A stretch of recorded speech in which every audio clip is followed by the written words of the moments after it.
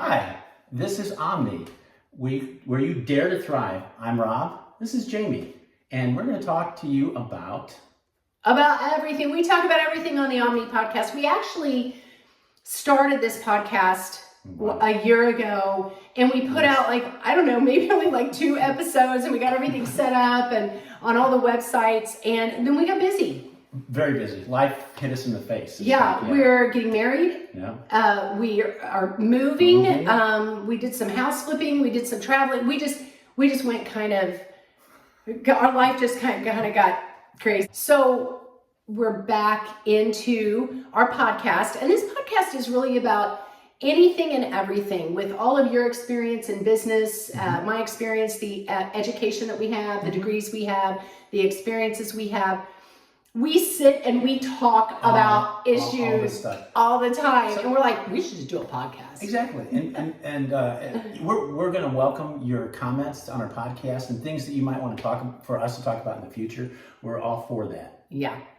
So this episode is how do you spot crazy? So I've been doing some relationship videos, and we talk a lot about relationships, and we've been coaching different people, doing some of that, and you say that some women are just crazy. Yeah, I probably get in trouble for this comment, but I say all the time, I can literally see crazy in some women's eyes when I meet them, like in the first 5 seconds. And I know I'll get in trouble for that, because you probably shouldn't make judgmental calls like that. But a lot of times I'm right about that. But we're going to give you concrete things. Real concrete not just crazy. Intuition, because that doesn't always work. But a lot of men will call their exes crazy. Or I've heard men say all women are crazy. Yeah. And it's like women saying all men are toxic or all men are narcissist. And we don't typically call a man crazy. We will call a man narcissistic or toxic or a jerk. And not all men are narcissistic or toxic or jerks, but it's just a term that we throw around so loosely. And I think men throw around the term crazy so loosely. Well, and the ironic thing about that is we tried to look up statistics on how many men think their exes were crazy and how many women think their exes were crazy. We got a statistic for women, 39%. No, it was 39% of women thought that if a man says all my exes were crazy, that was a red flag. They see it as a red flag. Yeah. But it didn't really give an estimate. That's right. It didn't give us any statistics about how many were crazy. You'd think there'd be a study on that or poll. They said there's no definitive answer because people were all over the place with it. Yeah. And it's hard to tell if someone was really narcissistic or crazy or toxic or not. Yeah. So now I will say that some men, because we're talking about men calling women crazy, is typically what this podcast is about. I would say we can do another one on women calling men narcissistic. And I would do a different video. My guess would be a lot more men call women crazy than women calling men crazy. Women probably say they're more men are narcissistic. Yeah. They use those kind of terms, but I do think sometimes what happens, and this can happen with either men or women, somebody pushes you to the point that you lash out and you say something that you normally wouldn't say, and then they go, aha, you're crazy. When really you're just like, look, I have brought this issue up 5 times and I have tried to make it seem a little bit more serious time and time again, and you have ignored it. You haven't stepped up. And now I'm at this boiling point. And you may lash out and you may say something you shouldn't say or do something foolish in that moment. Probably before you get to that moment, though, you should probably have had a more conversation about consequences. Just telling someone you need them to do something. And on the 8th time you tell them you blow up because you told them 8 times. Maybe on the 5th time, you should say, look, if you don't do this, or I need this in my life, if you're not going to do this, it's a deal breaker for me. Mm-hmm. Just keep it. But a lot of people won't do that. I'm going to say right now, they don't want to do that. I've been in relationships where I've been pushed to say things that I'm not proud of. And if I had to see those people again, I would apologize for the things that I said. I really would.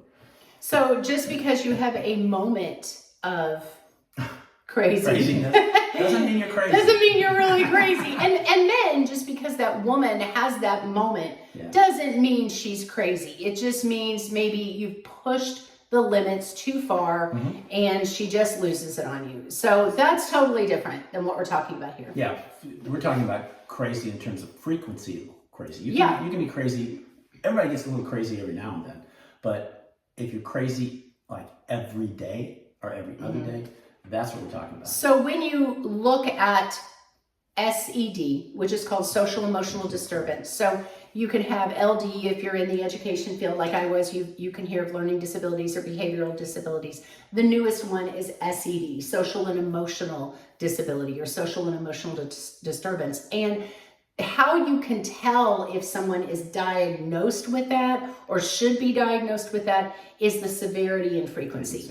So it's how often does it happen? How often do they have the blowups? And how severe are the blowups? So let's give you an example of what we're talking about as far as severity. We're talking about obviously a reaction that's way above what it should be, but we're talking about reactions to things that are most people would find trivial. Yes, that's what your shoestring breaks and they throw their shoe across the floor and go into a cussing tirade because their shoestring broke. Yeah, they trip over the carpet coming into the hallway and they lose their minds. You know, they pick up the carpet and they throw it out the door, or, you know. But it's not the fact that they do that once, but they do it like every those things day, happen constantly. All the time. They drop their keys, they spill their milk, they, you know, it's their reaction is over the top to whatever the situation was. So that's what we mean by severity and frequency. Again, how often do they have these? I mean, because you could be having wild outbursts. You could be having a really bad day, you know, and something trivial happens, and you might have an outburst once a year, you know, once every 6 months. But it's something that it's just something you've just had a horrible day, and so you have an outburst. But if you're having an outburst like that over, like you said, broken shoestring or anything, any little trivial thing, you drop a glass on the floor and break it, and you lose your mind. That's what we're talking about. That happens consistently. So if you know somebody that's doing this, have them watch this podcast. And if you know someone you're dating, you might want to consider dating somebody else. Yeah, but some signs, and not all of these signs that we give you are going to mean they're crazy. Right. But again, we're going to, we have a list over here. So if we're glancing in that direction, if you see our eyes moving over to this whiteboard here, we wanted to write them down because we don't want to miss anything because they're really good. Right. But when we mention them, understand that we are talking about the severity of this. So a lot of people will do these things. It happens, you know, but again, it's the frequency and severity that we're talking about. Of which it happens. So the first one is inconsistent stories. Yeah. So like if you're on a date or maybe, and this is another, let's do this. Let's say you're going out on a date. You're with this person. You really like this person a lot. You're like, I think I can see something here. 3 dates down the road, you're like, I really think this is a great person. One of the things we will caution you on is don't get too tied in after 3 dates. Yes. Wait down the road. Don't make any type of commitment until people can literally hold in their personality, the personality they're trying to project to other people for up to 18 months. After 18 months, the real person will come out. So don't plan to get married. Don't plan to move in with anyone in the first 18 months, because that can be a huge problem. Don't fall for the love bombing, ladies.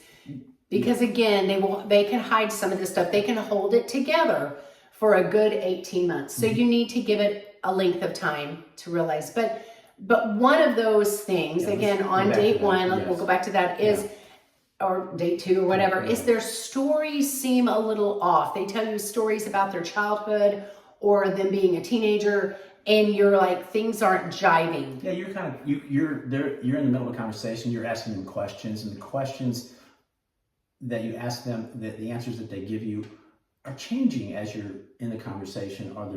There's things missing. They're just inconsistencies. And it's probably because they're trying to hide something that they know they've acted irrational in that past situation, so they don't want to tell you too much about it. Yes, and this is one of the other things on our list, is that if you're in the middle of a conversation and they're, telling you something and you ask them a question about it and they avoid your question, or they get mad that you asked them the question, That's another sign. I don't want to talk about it. Yeah. Don't ask me about that. Why would you ask me that question? That kind of thing. Yeah. I don't want to talk about my past. Yeah. Like I'm asking you that question in response to the statement you just said before. It's like I'm just having a conversation. Why are you getting upset about a question I'm asking you? Yeah. And along with that, inconsistent stories is they don't want to talk about their past. Right. Because again, they know there's been some episodes in their past that they're not proud of. And they know they acted irrational, so they kind of want to hide it, so they don't want to talk about it.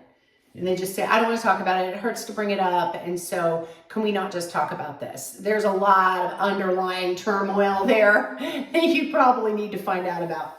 I agree. The third one, people warn you about them. Oh yeah, absolutely. You go to a party that you've been invited to with their friends, and you're having a conversation with one of their friends, and their friend says something to you about, are you dating this person? And you're like, yeah. And they're like, ooh, well, good luck with that. And they walk off. Or they'll just straight up tell you, hey, I know you're dating so-and-so, but I just want to tell you that he dated a friend of mine, and here's what he did. So just be careful. If friends or family start noticing things and they try to warn you, listen. Especially if it's the person's friend that you're dating, not your friend, but their friends and family. Yeah. Really be cautious, because you all know your friends want to look out for you, and your family wants to look out for you, and maybe they don't know this person as well as you do, but still take what they say to heart, because you might be blinded in the throes of love, the throes of lust, whatever you want to call it. And you say love is blind. Yeah, and they may know some things that you don't know, or they're seeing things that you're not seeing. The next one is anger issues, obviously. Yeah, that's a huge sign. And everybody, like we said before, everybody blows up. But again, it's the reaction to the situation and frequency again. Yeah. It's like... Yeah, slamming doors, punching a wall, especially damaging something that's yours. And this can kind of get into abuse a little bit, but for women, sometimes a man will damage something that you love. Yeah. They will tear up something that you're fond of, or they will key your car. And a woman will do the same thing. If they know you love your car, they'll key your car. Yeah. Or they'll do something else to your vehicle. And then they'll just say, when you call them out, I was mad. Or they'll deny it. Yeah, when you have them on video camera doing it. No, I'm just kidding. Crazy. Stay away from that person. Yeah. Drugs or alcohol is the next one. Oh yeah, and again we're getting back to what's the word I'm looking for? We're getting back to the amount of we're talking about. So everybody has a drink every now and then. Severity or frequency. Yeah, severity, frequency. So. If someone just has a drink, not a big deal. But if they have to have a drink every single day, and not just one, but maybe 2 or 3, or you go out for an evening and they get can't stand up, drunk anymore. And here's the problem I have. We're going to get a little off topic here. This is what we do on this podcast. Is some people will do a drug.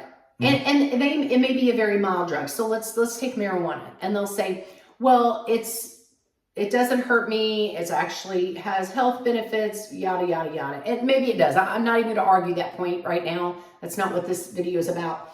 But they keep doing it and keep doing it and keep doing it. They say, well, it chills me out. It just calms me down. It just levels me out. And I hear people say this with prescription medicine. Maybe they're dealing with anxiety or depression or bipolar or whatever. And they say, well, this medicine levels me out. And maybe it does. Again, not going to argue that point. But what I have seen, again, 25 years of teaching, and I've dealt with high school students that are on a lot of this stuff.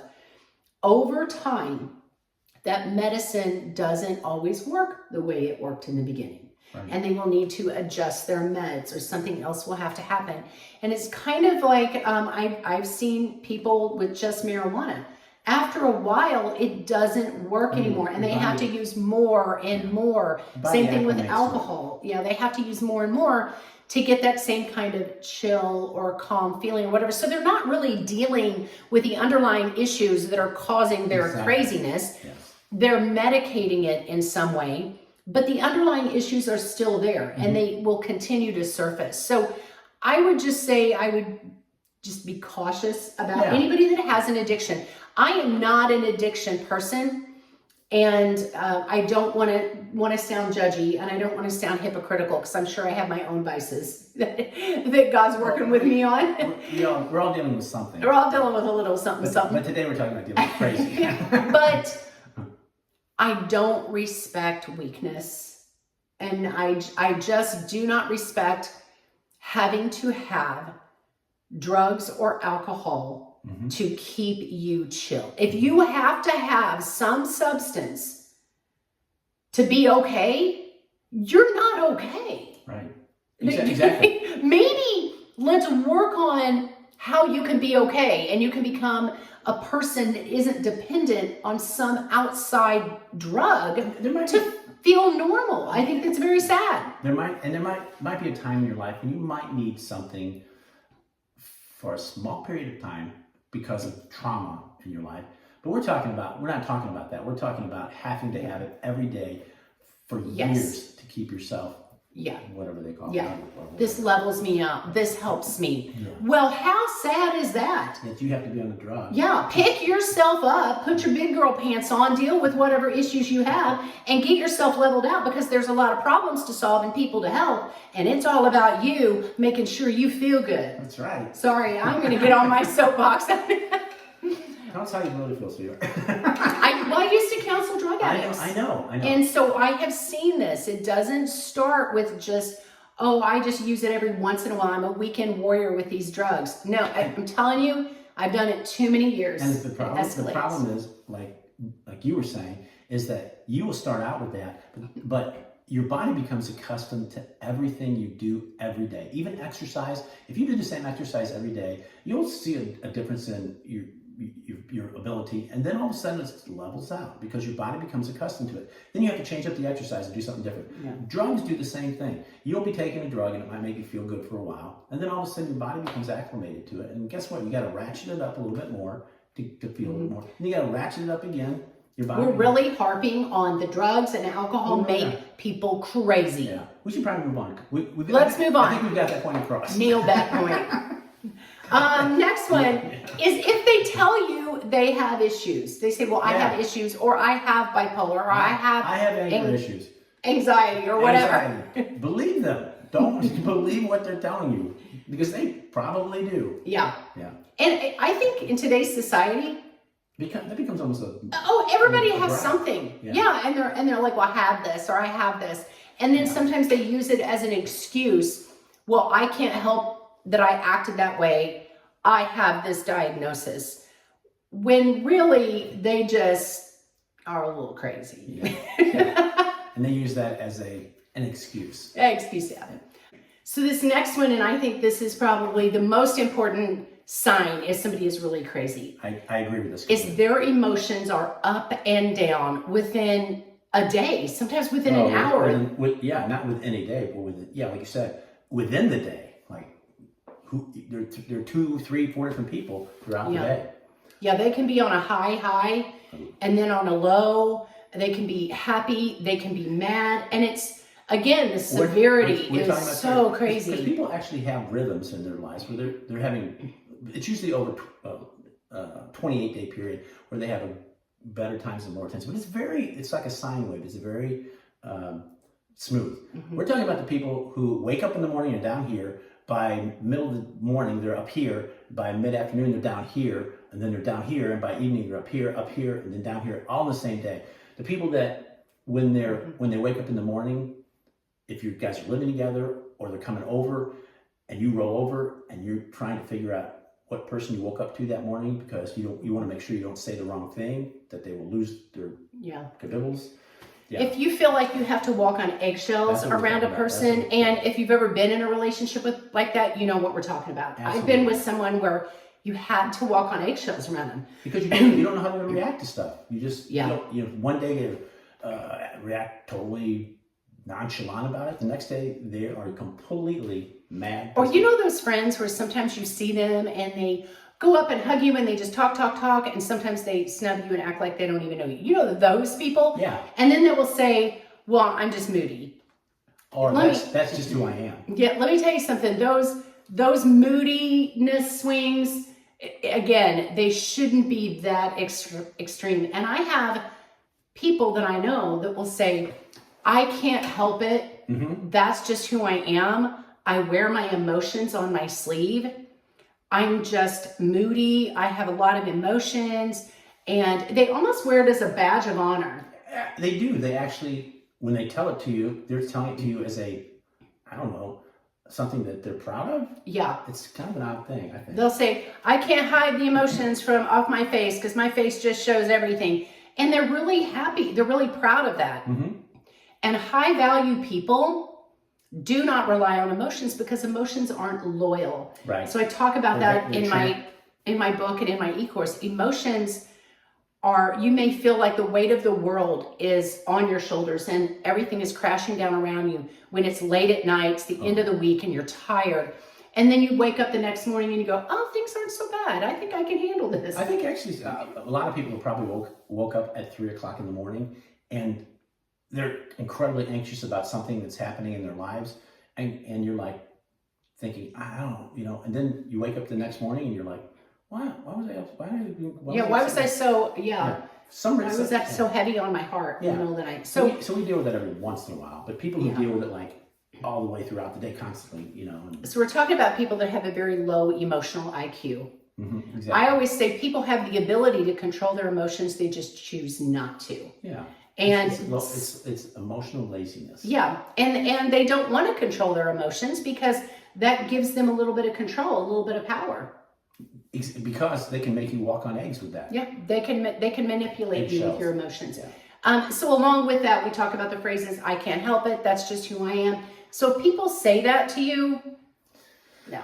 It's a red flag. Yeah, because people that say, I can't help it, well, if a certain person walked in the room, they could help it. Exactly right. They can't help it with you, but if Pastor Stephen walked in the room. Or someone that they want to make a great impression on walks into the room, they can completely control Oh, their grouchy, negative, whiny, angry demeanor goes away when the pastor shows up at the door. Yeah.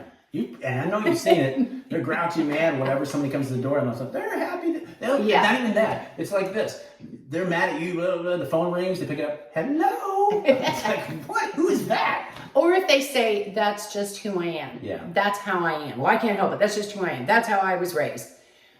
They can control it. Here's the thing. That might be the way they were raised. And they've gotten themselves into a very negative habit. But it's still not good. So don't accept that excuse of, that's how I was raised. That's who I am.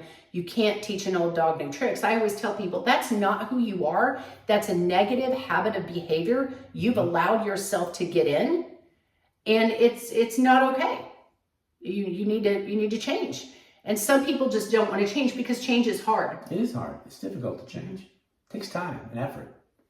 Next one, and you had this one, and I thought it was unusual, but I agree, is a sign that somebody could be crazy is a cluttered home. Yeah. I'm not saying always, but a lot of time if you, not just their home, their car, whatever, I'm not saying it's always like that, but a cluttered home, cluttered car is usually a cluttered mind, which is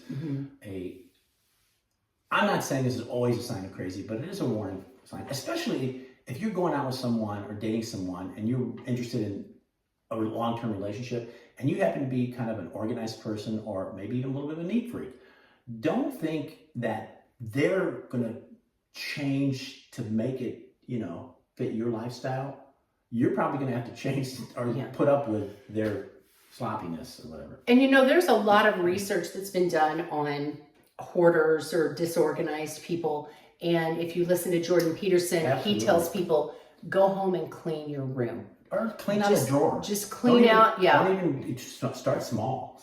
And he says a chaotic environment lends to a chaotic mind. A chaotic mind, someone with a chaotic mind will typically have a very disorganized home, disorganized environment. They kind of go hand in hand. So if you are dating somebody and their home is a mess, their car is a mess, they're always losing their keys, they can't find their phone. Again, every once in a while I lose my phone. Usually I'm talking on it. I can't find it.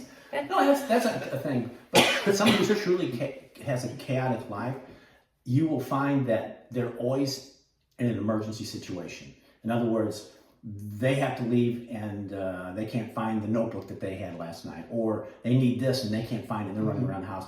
That happens to all of us every once in a while, but if it happens, again, it gets back to frequency. If it happens every single day, or 5 times a day or 10 times a day, that you're dealing with where is my this, or I forgot to turn my lights off in my car and now my battery's dead. Again, that happens to all of us, but when it happens like every week, the frequency. They're always in a procrastination. I'm always behind. I've always lost something. I'm always the damsel in distress. I need help. And then it's falls on the partner. Help me out. I can't find my keys. I ran out of gas. My car broke down because they didn't change the oil when they were supposed to. They have no form of organization. They don't have a plan, or they're always late for everything. If it's a constant, then that can drive you a little bit crazy. Does it mean they're crazy? It could mean they're just very, very disorganized, but they sometimes brag about it. Because they'll say, well, I just like to fly by the seat of my pants. And I don't like to be like such a neat freak. I'm not that OCD. And they kind of, again, wear it as a badge of honor. Look at me. I'm so free and, I just kind of roll with the flow kind of thing. But if you're a person that has to have some structure, that's going to drive you crazy. Yeah, it's just one of those things you might want to look for. It might make you the crazy person in the relationship. Gaslighting, obviously. That's a huge one. Is one. Yeah. I think we have all dealt with that in a relationship at some point. Do you think men gaslight more than women? I'm going to tell you right now, and some of you men might be mad at me about this. I think we gaslight 10 times more often than women do. Because I didn't say that. I didn't do that. Yeah. Or you make me crazy. If the woman, or you make me want to do that. You're blowing it out of proportion. You're making a big deal out of nothing. Yeah. Men. You're just jealous. Men do that way more than women do.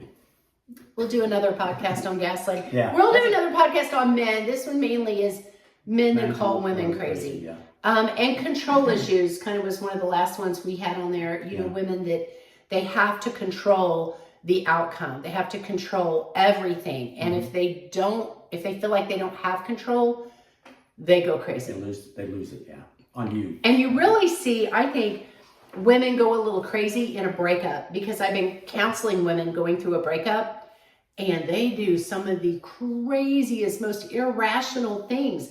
They will cry and beg and say, I love you, I miss you, I don't want this breakup. And then they will go into the next phase of, I don't need no man, I'm fine without this guy.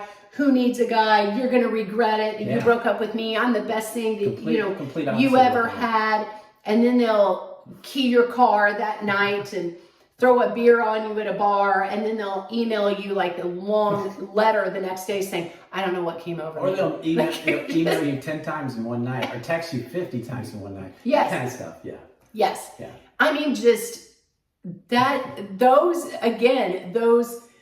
loss of control, that up and down emotions, stay away from those people. Yeah, I agree. Is that it? I think that's all we have on spotting crazy. We'll probably circle back to this on some of these things and go into more detail on a whole nother podcast, because you could probably do a whole podcast on gaslighting. I think you probably could. But we talk about finances. You do trading. I do real estate. We'll talk about parenting. We both have children. We both been through a lot of different things. I have a child development degree. Yes, you do. So that helps. Yeah. She's the expert. I just have practical. We just have children. I just have children. We have. We'll talk about God. We'll talk about God. We will talk about God. Yeah. We'll talk about religion. We just have a lot of experience and a lot fitness. of fitness. You're a certified trainer. Yeah. Love. For a while. We have that area. Health. Yeah. So we have a lot. Self-help. Love self-help. Organization. We'll talk about all sorts of things on here. So if there's something you want to hear about, you can message us. You can put it in the comments, and Yeah, tell us what you want us to talk about. And if you email us something nasty or if you comment and it's something hateful, We'll come to your house. No, we I'm just kidding. I'm just kidding. We're not going to read it. No, we're So good. don't even bother. Delete. No. delete. We're going to shut you off. Shut your comment off.